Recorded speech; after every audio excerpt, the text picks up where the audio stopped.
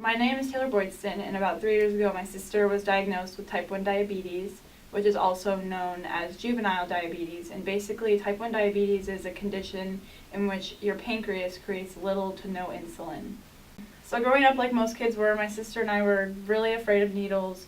We were always super behind on our vaccinations because just the thought of going to the doctor's office and getting these shots was so terrifying. So when my sister got diagnosed, we found out she would have to give herself 3 to 4 shots of insulin a day, and that doesn't even count the amount of times that she has to prick her finger to test her blood sugar to learn about like how much insulin she needs to be giving herself and etc. So after my sister was diagnosed, we realized that it was going to be a huge lifestyle change for all of us because it was my mom and my sister and I living together, eating together every night for dinner. And so for example, when you have type 1 diabetes and you are moderating it in a healthy way, you are set with a certain amount of carbs you can eat for each meal.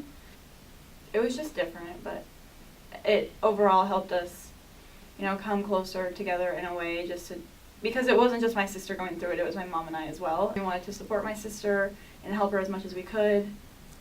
So it was a challenge for all of us, but we got through it together and we're good now.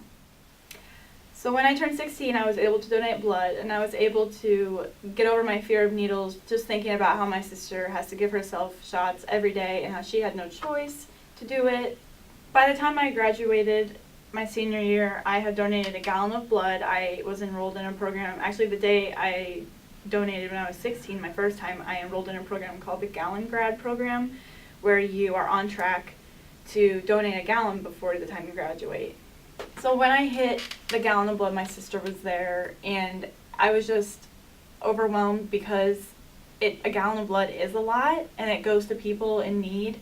It felt really great, and I felt so accomplished to overcome my fear of needles time and time again, and just really be closer to my sister. And in a way, I felt like we overcame our fear of needles together. Just the only difference was she didn't have a choice, and I did. So a great place to go for more resources and information about type 1 diabetes is the Juvenile Diabetes Research Foundation, also known as JDRF. They host a lot of great events such as walks. They sponsor a lot of events, and they're just really helpful with learning more information and participating in research. And also there are so many places that you can donate blood at. There are several hospitals, churches, schools host blood drives. It's super easy to get involved and get to donating.